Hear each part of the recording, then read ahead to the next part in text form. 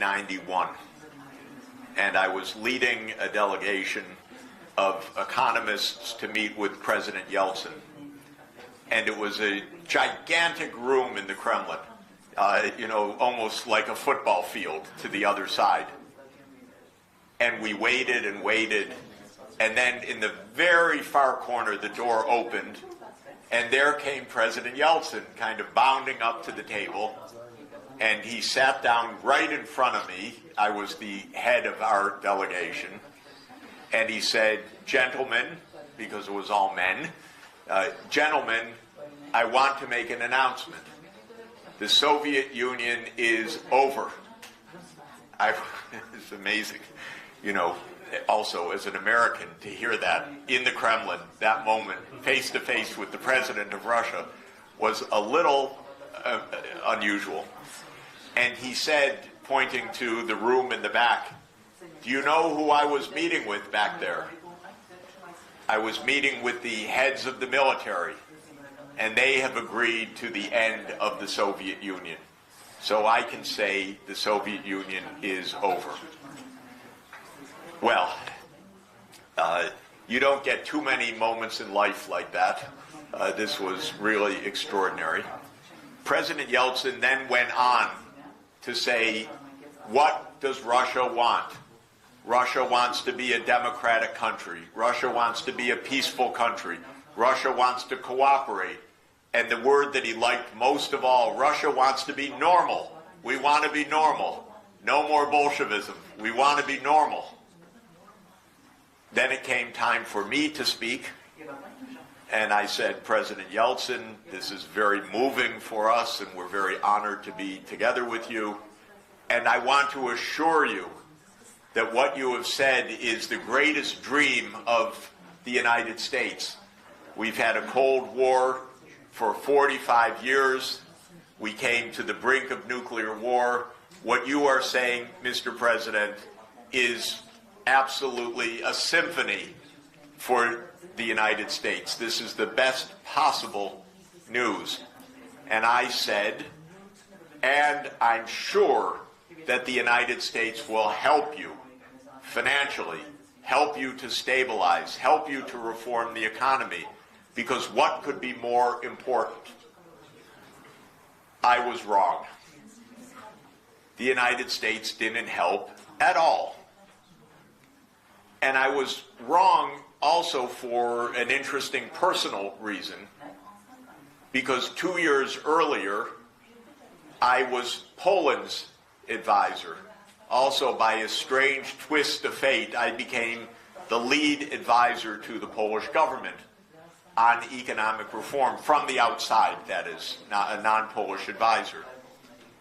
And at the time, I recommended many things that the United States and Europe should do to help Poland. For example, don't make Poland pay its debts, because the debts are crushing. Cancel half the debts. Give Poland some billions of dollars so that it can get started again. Provide some social cushion, and so on. And pretty much whatever I recommended was adopted. Well, I was, by the way, 35 at the time. I thought, pretty good. The president's listening to me, the national security advisor's listening to me, the Congress is listening to me, and they did it, and for Poland it worked. So I thought, Russia, well, that's just 5 times larger. That was my basic logic. Poland had 40 million people, Russia had about 160 million people, and I said just multiply basically 4 times. So if we gave Poland $1 billion for its stabilization fund, Russia gets $4 billion. If we had this size loan, Russia gets 4 times that, and so on, as a rule of thumb. And when I recommended the same thing, the answer was, "Niet. Niet. Mr. Sachs, we're not going to do this." And I couldn't understand it, really. I was naive, of course. I was making economics. they were making geopolitics. They couldn't get the idea that you would help Russia. Are you kidding? Russia's our enemy. Why would we ever help Russia? Of course, we don't want them to collapse and throw up nuclear weapons, but if they just slowly collapse, that's okay. And so I don't think there was goodwill. Clinton, well, Bush Sr. turned down all my suggestions. Then Clinton came in, the same thing. And I ended up resigning at the end of 1993. By the way, since then I got blamed for anything that ever happened there. In fact, I didn't have anything to do with privatization, oligarchs, shares for loans, stealing, nothing. I wasn't even there, but I got blamed for all of it. Yes. So this is also a lesson on how the media works. The media sees you in one way, and they put a label, and it doesn't matter. Truth, false, anything you say, you can speak for 30 years, nothing matters. Anyway, that was my experience. I'm not even complaining. It was an interesting life experience, a little bizarre. But what I saw was the U.S. would not lift a finger to really help Russia. Now, I did not understand it for basically, I'd say, the next 15 years. Because among my economist colleagues, everything was debating, is shock therapy smart or stupid? Is Sachs an idiot? Was that good advice or bad advice? Should it have been gradual? All sorts of things that had nothing to do with the real issues that we were talking about. Nothing to do with the real issues. Okay, that's academia also. Completely divorced from what it should be doing if the academic is not connected to real problem solving. Because you can't figure out what's going on in the world unless you're trying to solve a problem. And when you get beaten down, you learn something. So you learn why things don't work or why they do work and so on. It took me a long time to understand that for the United States, the Cold War never ended. That's the basic idea. Actually, starting in 1945, in July 1945, 2 months after Hitler's defeat, the United States started to plan for war with the Soviet Union, which is a little weird because we were allies, and the Soviet Union lost 27 million people in the war. And we should have expressed gratitude. And we should have said, how do we continue to act? Even with Stalin there, by the way.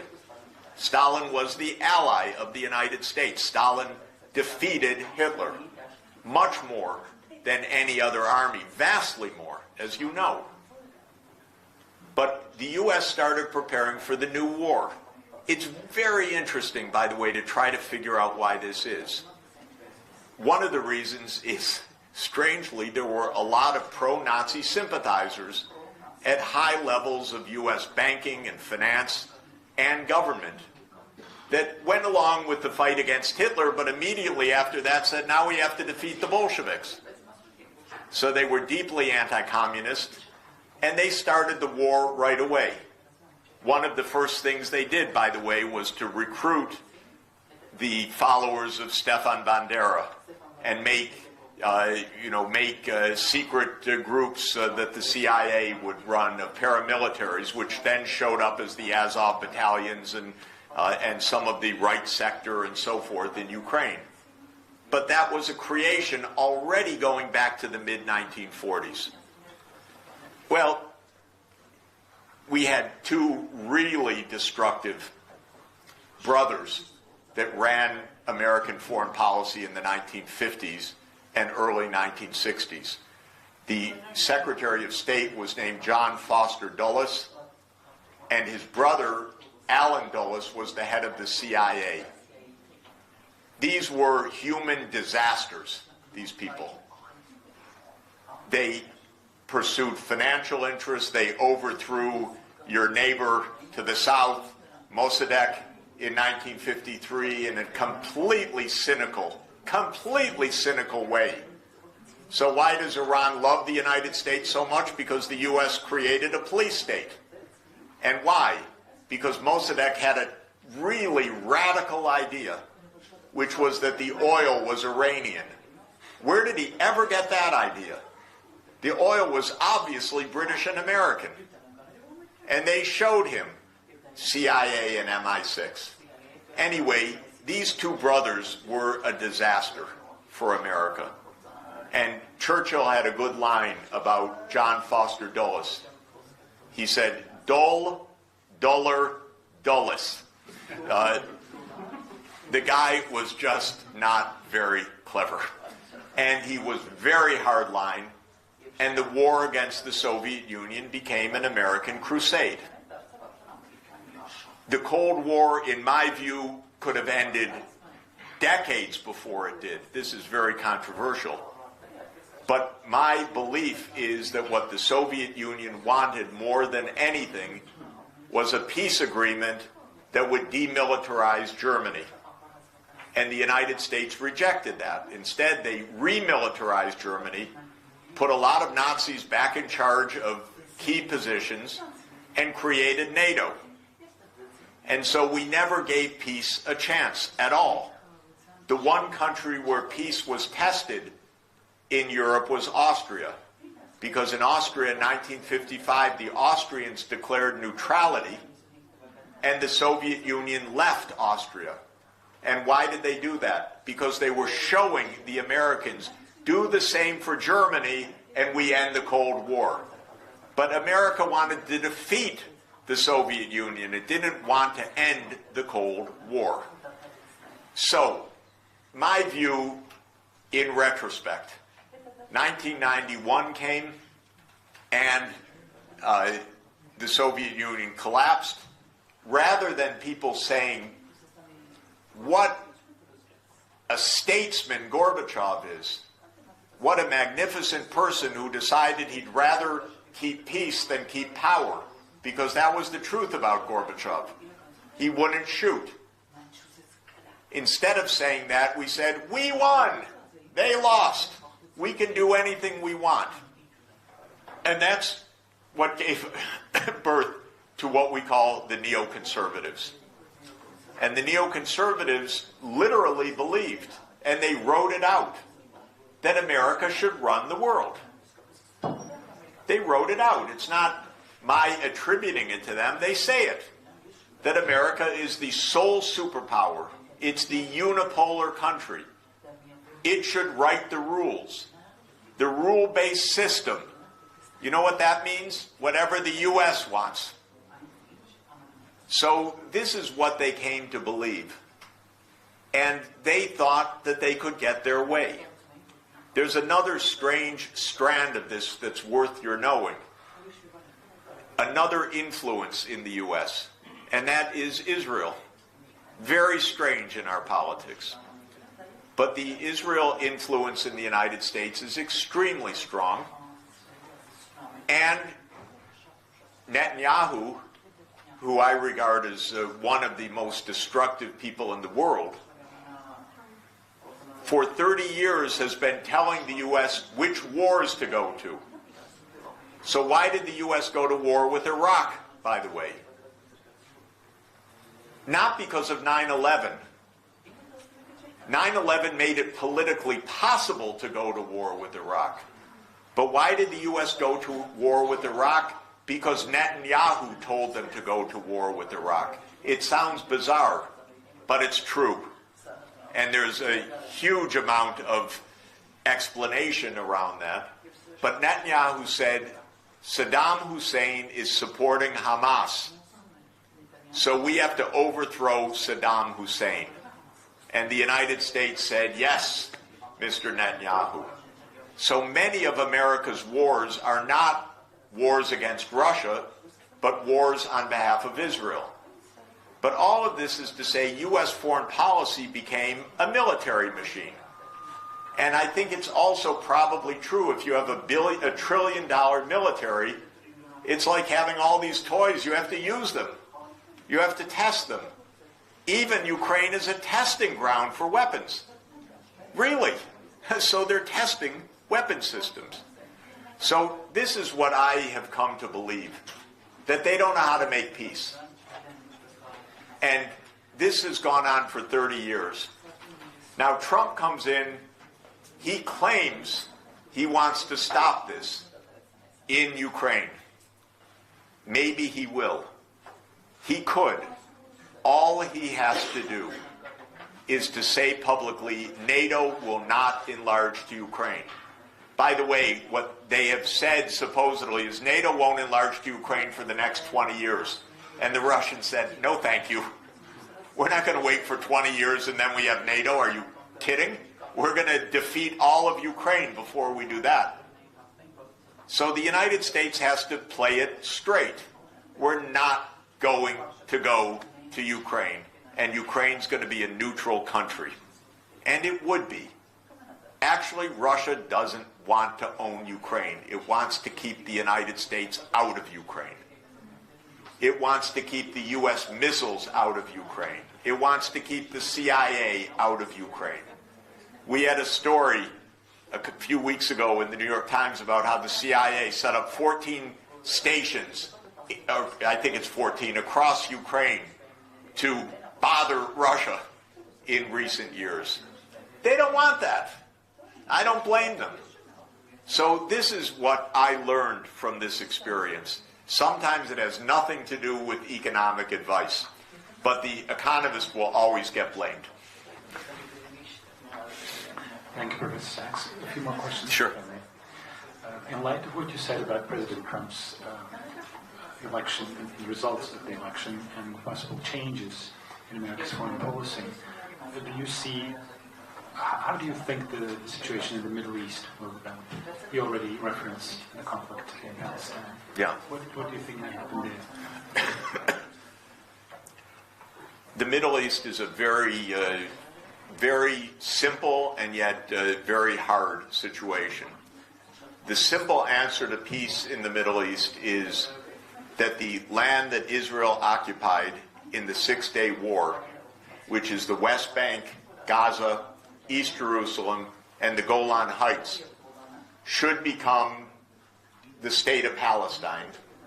And the state of Palestine should be admitted to the United Nations as the 194th member state of the UN. That would end the war.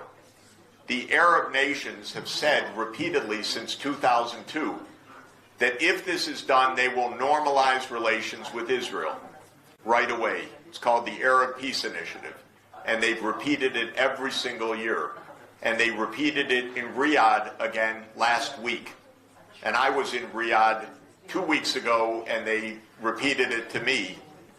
And I was in Cairo, and I was meeting with the president of Iran recently. Everybody agrees. Make a state of Palestine, and the war will end. Now, Netanyahu has a different idea, which is Israel will keep all the territory, and if anyone doesn't like it, we will overthrow you.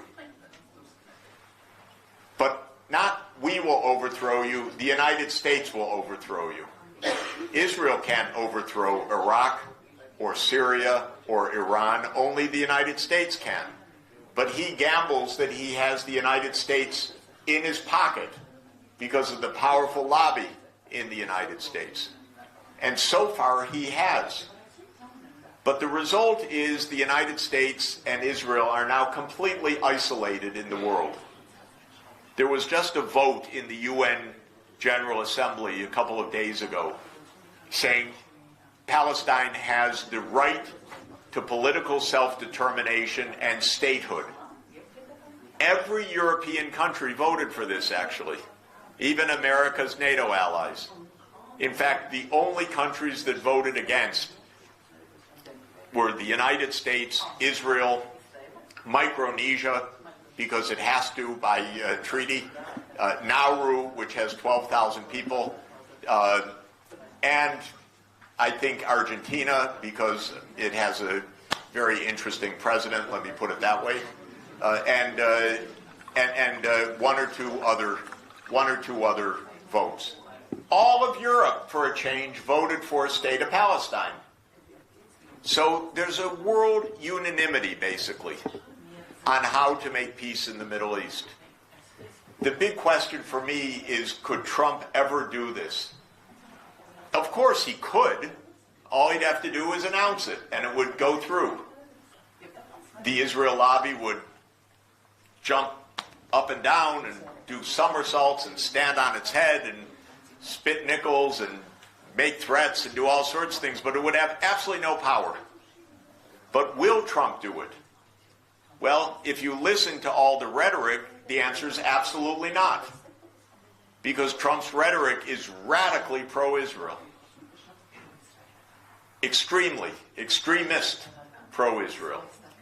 And one of his biggest backers, I think she gave $100 million for the campaign, is Miriam Adelson, who is the widow of Trump's biggest backer in 2016, Sheldon Adelson, who was a rich casino owner who died, left the wealth to the widow, and the widow now is Trump's biggest backer.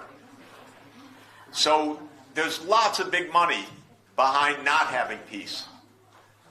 But there can be no solution in the Middle East without a Palestinian state. And the gamble, by the way, that Trump believed in his first term was that he could sweet-talk Saudi Arabia into normalizing relations with Israel without a state of Palestine. Because he would say, we'll give you a security guarantee, we'll give you F-35s, we'll give you nuclear technology, we'll do all sorts of things.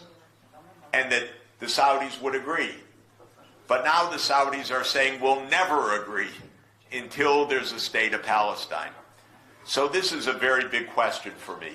It's not hard to solve this crisis, but it's a change of American politics. A necessary one, a good one. But whether it'll happen, I'm waiting to see.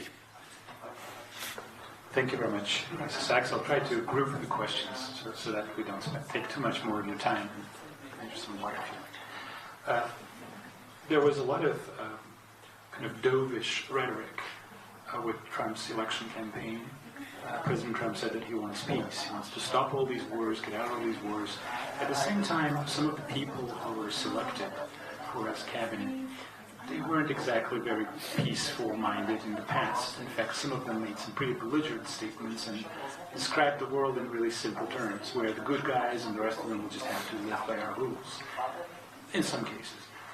What does that mean for situations like, for example, China and Taiwan? How can peace be achieved there, given that we now see some reports from the Chinese military saying we should be ready to take it by force by 2027. Also, there are some prospects of economic collision, raising tariffs on Chinese products, and also de-dollarization. Future President Trump said that he's not going to allow any countries that want to get rid of the dollar to do business with the United States. So on the one hand, we have promises of peace. On the other, we have some statements that clearly indicate the prospect of escalation. How do you see this unfolding? Yeah. Thank you. Again, as I mentioned, there are three zones to keep distinct. One is Ukraine, where I do think Trump will move towards some kind of resolution quickly. The Middle East, which I've just explained, which is that I don't know. I know what should be done, but I don't know what they're really going to do. And the third is China.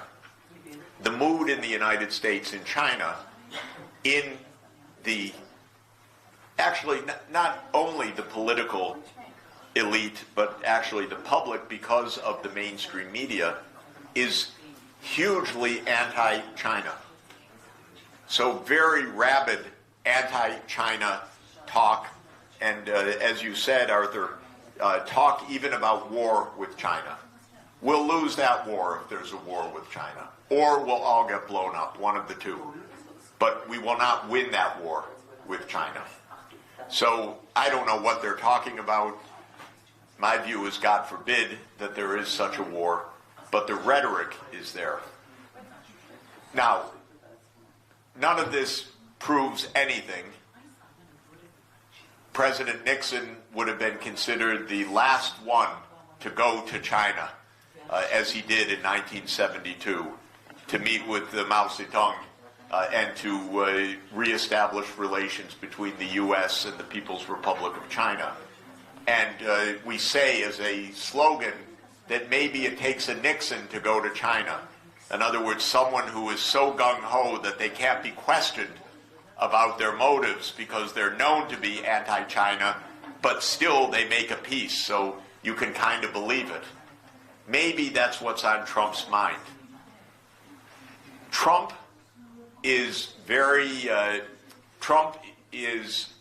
in his self-image, a deal maker.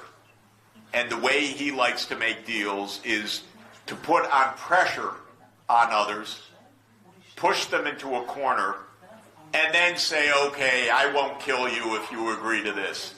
So his approach is a tough guy approach.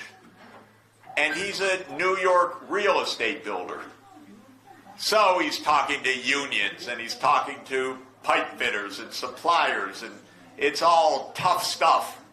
I'm not going to pay you for that cruddy job, and so on. That's Trump. He grew up in New York real estate. Even tougher than geopolitics. So the question is this just a pose? Is this just a game? What does he really believe? If I had to guess, but it's just a guess, I don't think Trump wants a war. It's interesting, he was the only president that didn't create a new war during his first term. He didn't make peace, by the way, but he didn't create a new war. You get a lot of credit in the United States for not starting a new war. Obama started several, Bush started several, Clinton started several. They all start wars. Trump's the only one that did, and Trump is the only one that didn't start a war. And he is one who speaks about peace more than any of the other politicians. Even though he speaks in a very nasty tone and insults and so forth, he says things like, I want to stop the war so that more people don't die in Ukraine. Biden never said that. You're not supposed to mention people dying. This is, this is a game against Russia. Don't mention dying. But Trump actually talks about people dying. Good for him. So this is maybe a glimmer of hope. He's also a rabid protectionist by ideology. He loves tariffs. He doesn't understand economics very well. He doesn't understand the benefits of trade. The concept, by the way, of trade in economics is that both sides win by trade. This is something Trump doesn't understand very well. Both sides winning. So I think on trade he's a protectionist. I think when it comes to war, he doesn't want war. He is surrounded by people who are very tough-talking, very anti-China. But what does it really mean? We don't know. Again, if I were Donald Trump, stopping a war with China is easy. You say, Taiwan is part of China. They better behave because we're not going to save them. If he just says that sentence, that gives 4 years of peace with China. So this is really, China will absorb the trade wars and everything else, but they will not tolerate the U.S. intervening in Taiwan and threatening secession of Taiwan. That is absolutely a cause of war. And so this is where I think if he gets it right, he can do something very positive. And finally, Professor, just two questions, and please choose the extent to which you want to answer either of them. Some experts from the audience were curious about what you thought the future of the U.S. currency might be, and how important deficit financing and military spending was for the U.S. economy. That's the economic question. And the other one is, what is your opinion about color revolutions in Georgia, Armenia, and for some people it's movement towards democracy, towards the West, liberal order, and for some others it's not exactly that. It's subversion. So what do you think of that, and do you really think that it's necessary for small countries like that to choose between the West, the East, and the West? And again, you determine the extent to which you'd like to answer. Thank the role of the US dollar in the world economy will surely diminish in the next 10 years, maybe very sharply, in fact. The role of the Chinese currency, the yuan, will surely rise in the next 10 years a lot, because Russia and China will trade in yuan, because the BRICS countries will trade in national currencies, of which the Chinese currency will be the most important, because the U.S. confiscated Russia's reserves. Dumb move. You know, if you say, use our money, but if we don't like you, we take it away, other countries won't use your money. And it's not just the 300 billion of Russian assets that were frozen, but also Venezuelan assets, Iranian assets, Afghan assets, North Korean assets. So the U.S. has a bad habit. It forgot about property rights of other countries. And therefore, other countries do not, and in fact, even cannot deal in dollars. It's very interesting. The way the sanctions on Russia work, as I'm sure you know well, and probably better than I, is if you want to buy something from Russia, it's not so easy. And you certainly can't go to your bank and get a bank transaction to do it. And I was in Mongolia recently. Mongolia is, in a very interesting geography between Russia and China. It needs to trade with Russia, but all its banks are part of the SWIFT system. And so no bank will do any banking services for trade with Russia. And this is true in many parts of the world. Obviously the same with Iran.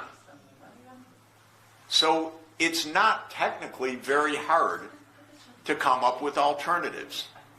It can't be that your bank opens a separate ruble account because it will get sanctioned. It has to be that Sberbank or some other new bank that doesn't have anything to do with dollars opens up ruble accounts, and then it can't be sanctioned because the U.S. can't reach it by cutting it out of the SWIFT system. This is going to happen for sure. Why not? It's so easy. Russia's not going to just sit there and not trade with the rest of the world. China's not just going to sit there and let the U.S. threaten it with secondary sanctions. So there will be a big shift out of the U.S. dollar.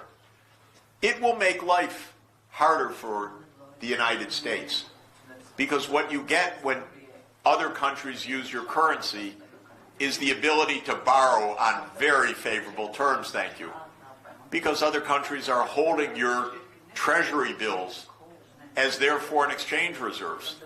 And so they buy them at very low interest rates. But this is already going away, and the interest rates that the U.S. has to pay on its treasury debt is rising. And it happens that the U.S. has a lot of public debt. America's public debt as a share of national income is higher than your public debt as a share of national income. So America has a lot of debt. The interest rates are rising. The budget deficit is enormous because our political system is very corrupt. And so we have billionaires support the Democrats and billionaires support the Republicans. And what policy emerges? Billionaire policy. Doesn't matter who. Billionaire policy means tax cuts for the billionaires. So we don't even raise revenues for the government. So the government deficit is large, the interest rates are rising, the dollar is diminishing in use. Trump may not like that, but I'm sorry, Mr. Trump, it's not up to you. And it's going to accelerate. And I think this administration, if it follows kind of Trump 1 policies, it's going to have a very hard time economically. They don't know it yet. They think that because they control both houses of Congress, things will sail through. but they don't have answers to any of these questions. They want to give more tax cuts on a huge budget deficit with a declining role of the US dollar. So stay tuned. The pieces don't fit together, and there's no intelligent discussion in the US political scene about this. It will just hit them as reality, not because of anybody properly anticipating or understanding these things. My basic idea about geopolitics is stay out of the other country's lane. Don't interfere in the internal politics of other countries. This is actually a doctrine of international law. The UN General Assembly votes for this doctrine. It's called the doctrine of non-intervention. And they say, don't intervene. This is what China emphasizes above all. We are nations, we abide by the UN Charter, we follow peace, but do not intervene in my internal affairs. This is the main demand of China. And if you have suffered the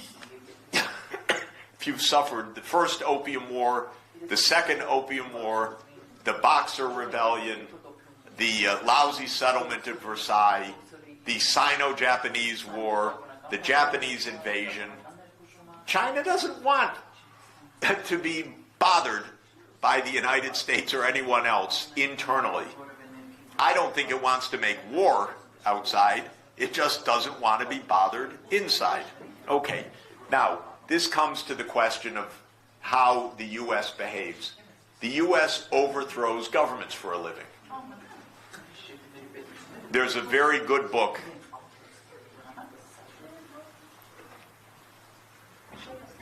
called Covert Regime Change. Covert Regime Change, published in 2017, that documents 64 covert regime change operations of the United States between 1947, when the CIA was created, and 1989. And the author did a very good job, and she said, I stop in 89 because much has been declassified. If I go to the present, I am operating on a hunch. I can't prove things. My experience is the U.S. keeps overthrowing governments or trying to overthrow governments pretty much nonstop, partly because Netanyahu tells them to, which is not a very good reason, but it's a major reason in U.S. politics. So I want the U.S. to stop interfering in the internal affairs of other countries.